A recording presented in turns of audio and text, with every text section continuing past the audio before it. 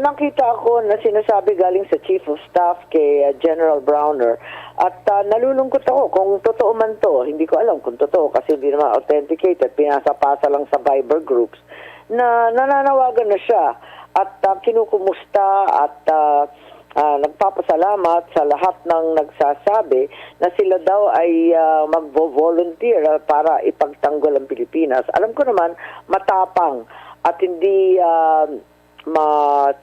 matatanong ang paninindigan ng Pilipino, no? Pero sa kabila nito, gera na ba talaga? Bakit siya nananawagan na mag-voluntaryo na sa iba't ibang reserve forces, ibigay na daw ang mga sasakyan, pati yung mga aeroplano at helicopter, i-volunteer na daw sa ating sandatahan lakas.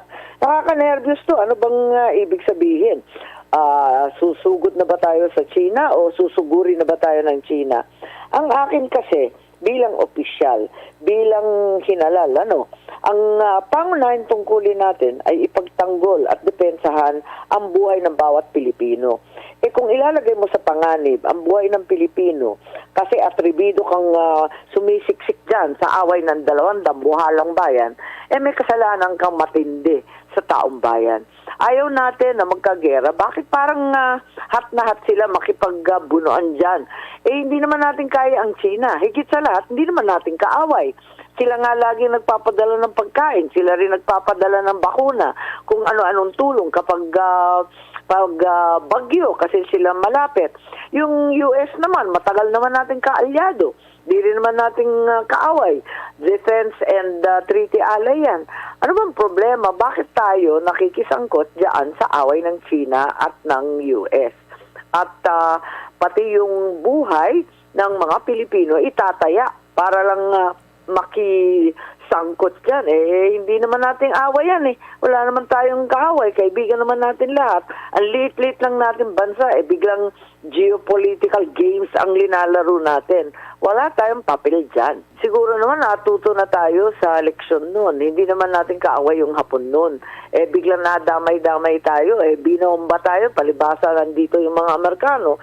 Binomba tayo ng mga Hapon. Binomba na rin ng mga Amerikano. Nadurog ang Manila. Walang natira. At ilang milyong Pilipino ang namatay. 10% of our population died. Wasak ang buong Manila. Walang natira. At higit sa lahat, hanggang dekada 70, nagre-rebuilding pa tayo para mabuo yung ating capital city at yung ating mga kalsada. So talagang nakita natin, wala talagang silbi itong mga gera ng ibang tao. Bakit tayo pumapasok dyan? Wala naman tayong kaaway, Pilipino tayo. Kaibigan naman natin lahat. Wala naman tayong kakayahan pati. Abay, kung napipikon tayo sa mga inchi, kasi nakakapikon naman talaga sila, dyan sa pagbubuli ng mangingisda, wala tayong choice kundi makipag-usap, makipag-dialogo sa lahat ng nivel. Magtiisan na tayo, wala tayong magagawa. Makiusap tayo ng maigi, walang pakundangan, pakinggan natin sila, pati sa nivel ng Coast Guard, nivel ng mga sundalo, nivel ng cabinet member at saka DFA, pati sa nivel ng legislatura, pati yung mga pangulo, lahat ng levels, kausapin hanggang magkasundo. At sa kabila nito, magpalakas muna tayo. Susugod-sugod tayo. Hindi naman natin alam kung ano ipanlalaban natin kundi tapang. Matapang nga yung sundalo, pero ano naman ang dala nilang sandata?